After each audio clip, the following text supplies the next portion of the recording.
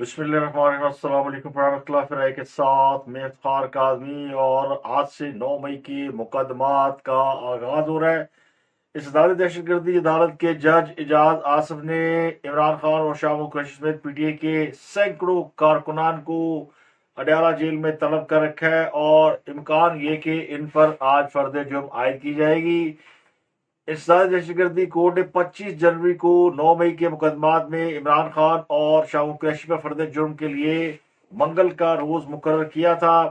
गुज़श्ता समात पर उन्हें मुकदमे की नकूल फराहम कर दी गई थी, और समात मंगल तक के लिए मुलतवी कर दी गई थी। अब 9 मई के रावलपिंडी में 12 मुकदमा दर्ज हैं, और ये 12 मुख्तलिफ थानों में दर्ज हैं।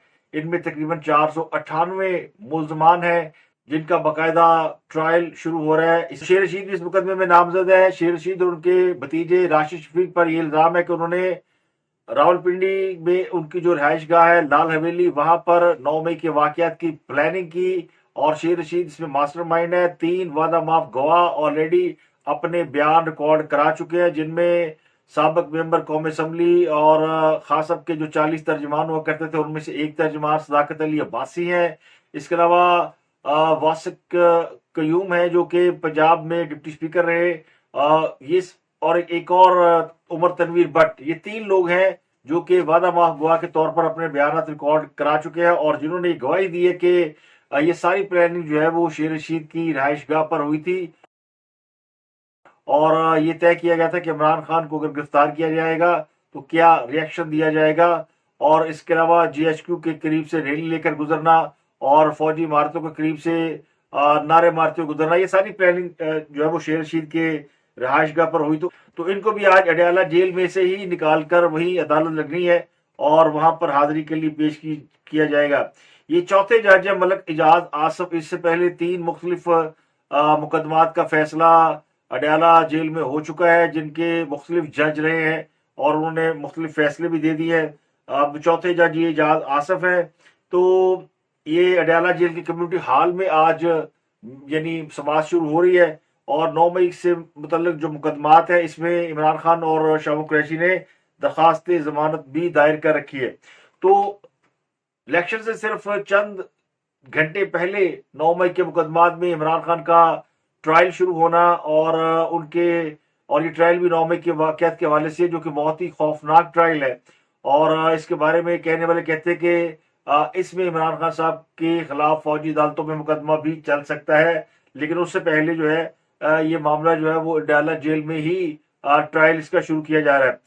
गुमान ये है, बाद लोग कहते ही है कि ये फैसला कहीं हो चुका है कि अगर इमरान खान की जमात के लोग जीत गए, आजाद उम्मीदवार जीत गए, तो फिर इमरान खान के ये केस जो है ये मिलिट्री कोर्ट्स में चले जाएंगे, ताकि जो उनका जो है रास्ता मुकम्मल तौर पर रोका जा सके।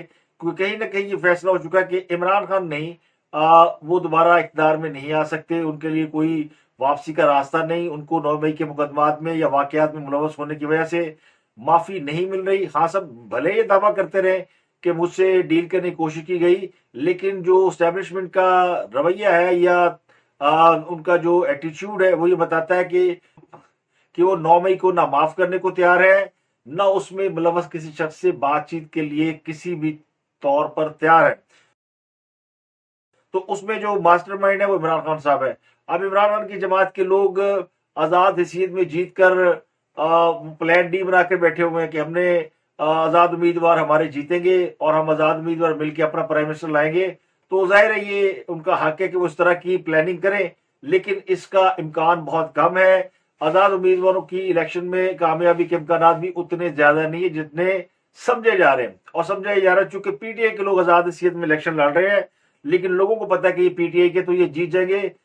जो सर्वे रिपोर्ट्स है और जराये की जो रिपोर्ट है वो ये कहती है कि केपीके में पीटीआई काफी हद तक स्ट्रांग है, लेकिन केपीके में भी उनको हुकूमत बनाने का मौका मिलेगा, इसका इम्कान बहुत कम है। अब केपीके में परवेज खटक साहब ने दावा किया कि पीटीआई के आजाद उम्मीदवार जो कि आजाद हैसियत में इलेक्शन लड़ रहे हैं, उन्होंने जीतने के बाद परवेज खटक के साथ मिलकर हुकूमत बनाने का इरादा जाहिर किया है। तो परवेज खटक जो है वो खैबर पख्तूनख्वा में पीटीआई के आजाद उम्मीदवारों के साथ मिलकर हुकूमत बनाने का दावा कर रहे हैं। पीपल पार्टी के बिलावल भुट्टो भी ये दावा कर रहे हैं कि आजाद उम्मीदवार उनके साथ आज मिलेंगे, اور وہ کہیں نہ کہیں حکومت بنا لیں گے. لیکن کیا اتنی بڑی تعداد میں آزاد امیدوار جیت سکیں گے؟ اور کیا لوگ جو ہے وہ آزاد امیدواروں کو سلیکشن میں کامیاب کریں گے؟ اگر وہ کرتے بھی ہیں اور پی ٹی اے کسی پوزیشن میں آتی بھی ہے اور کسی ایک صوبے میں حکومت بھی بنا لیتی ہے تو پھر عمران خان کو شاید نکالنا اتنا آسان نہ رہے. تو عمران خان کو سیاست سے مکمل طور پر آؤٹ کرنے کا ایک ہی طریقہ نظر آتا ہے کہ ان کی جماعت کی کہیں بھی حکمرانی نہ ہو اور نہ ہی ان کے لوگ اتنی بڑی تعداد میں موجود ہو کہ وہ اسٹیک ہولڈر کے ساتھ نیگوسیشن کی پوزیشن میں آ سکیں. تو اس الیکشن میں اگر عمران خان کی جماعت ویسے الیکشن اگر فیئر طریقے سے بھی لڑے اور ہار جائے تو عمران خان شاید ملٹری ٹرائل سے بچ جائے.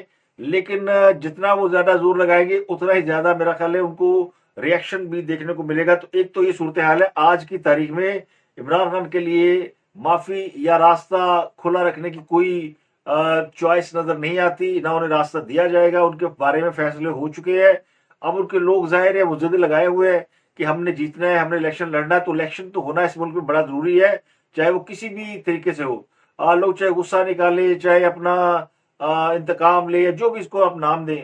تو خیبر پختونخوا میں عمران خان کا زور نظر آتا ہے، وہاں کسی اور سیاسی جماعت کا اتنا زیادہ زور نظر نہیں آتا سوائے مولانا فضل الرحمان کی جماعت کے.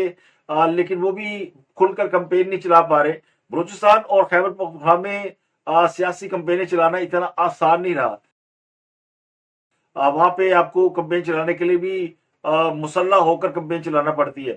اور سندھ بلوچستان میں تو باقاعدہ اٹیکس ہو رہے ہیں، بلوچستان میں بہت زیادہ ہو رہے ہیں اور سندھ میں بھی ہو چکا ہے.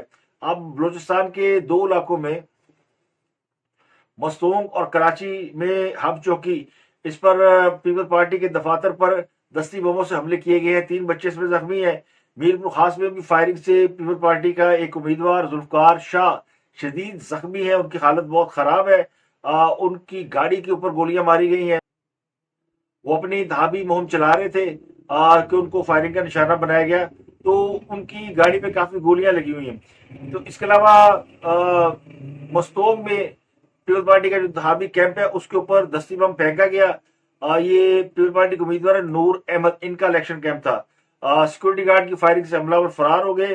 اس کے علاوہ پیپلز پارٹی کے استقبالی کیمپ پر بھی دھماکہ ہوا ہے، وہاں پہ 3 بچے زخمی ہوئے ہیں.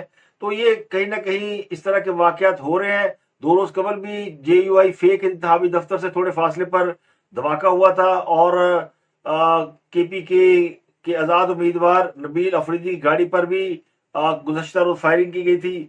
جمعے کو بھی کچھ بم دھماکے ہوئے تھے اور آج ایک بڑا واقعہ ہوا جو کہ دہشت گردی سے ریلیٹڈ ہے. تو ڈیرہ اسماعیل خان کے تھانہ 14واں کی عمارت پر تعینات پولیس اہلکاروں کو دہشت گردوں نے رات گئے سنائپر کے ساتھ نشانہ بنایا اور جس میں حملہ کیا گیا. تمام اہلکار جو ہے وہ نیند میں تھے یا سو رہے تھے.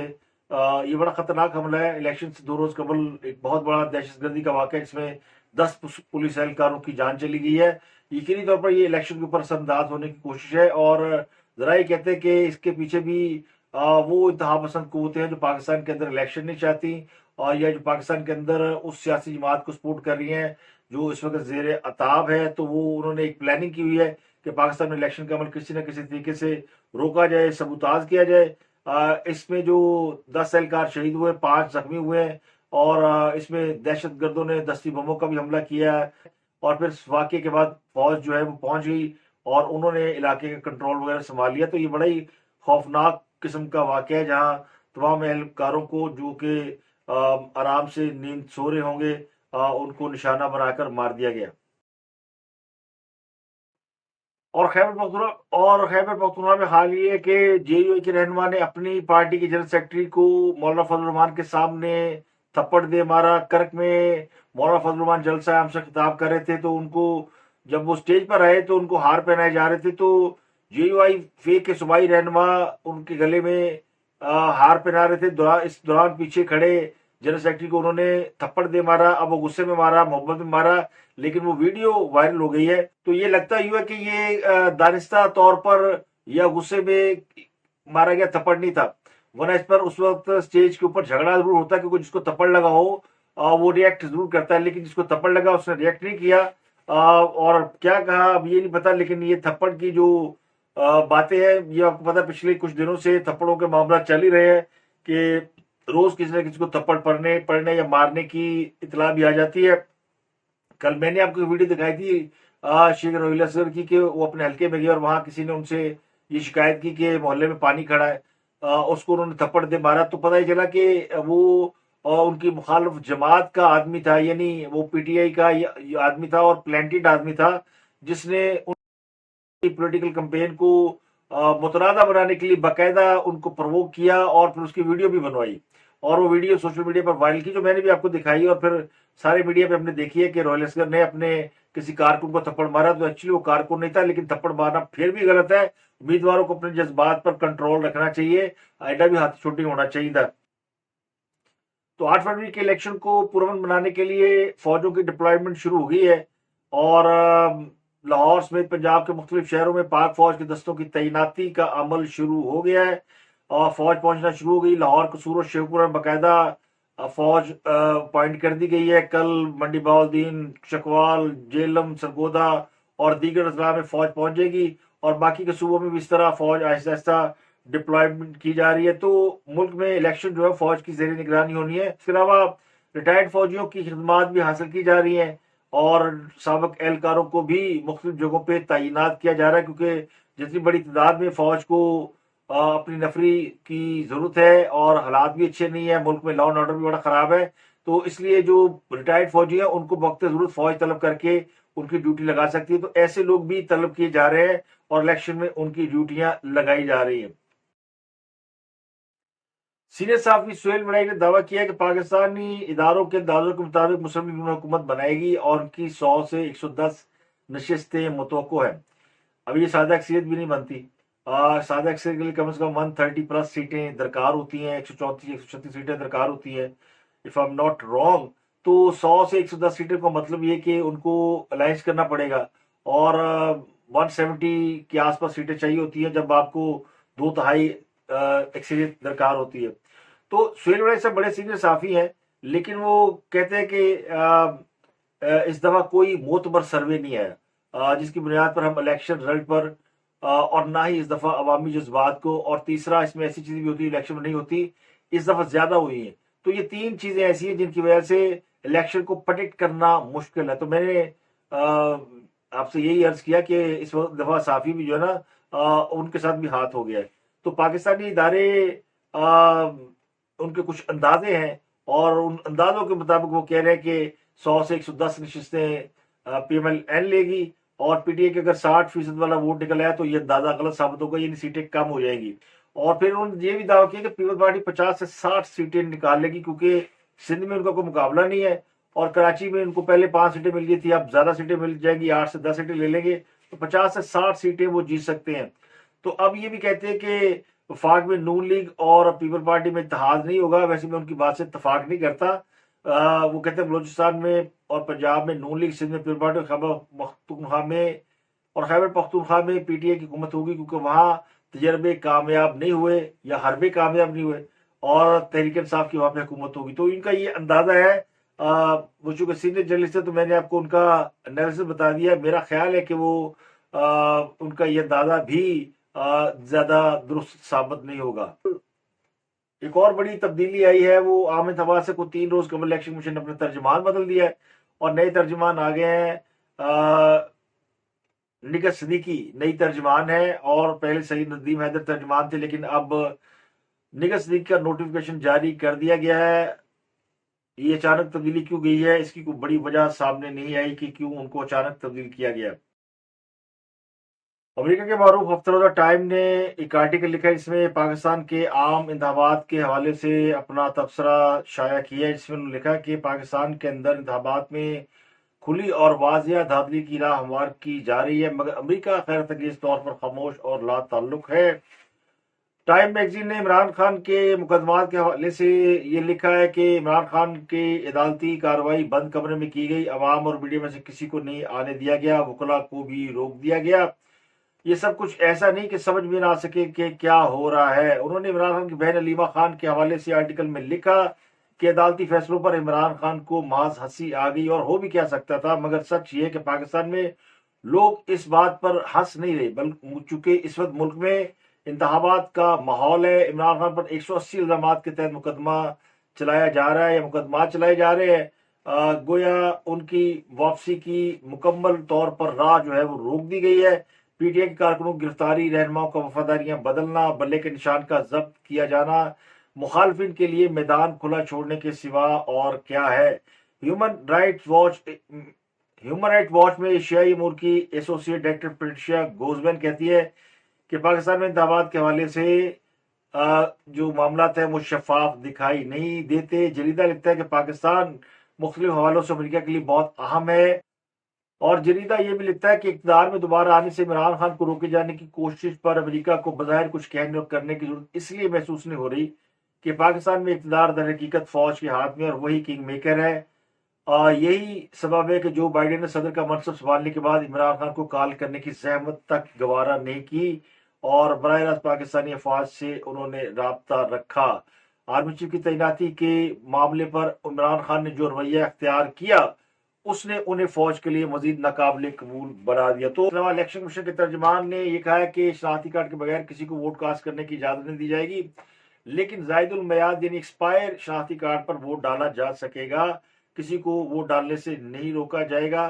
तो इलेक्शन मैनेजमेंट सिस्टम के लिए 3000 लैपटॉप्स का इंतजाम किया गया है और 36 ऑपरेटर को इसमें जो है वो ट्रेनिंग दी गई है। तो तमाम यानी 36 ऑपरेटर पाकिस्तान के पूरे इलेक्शन को मॉनिटर करेंगे। तो अब तक के लिए इतना ही। आपसे मुलाकात होती है अगले ब्लॉग में। अपना किरदार के लोगों का बहुत ख्याल रखिए।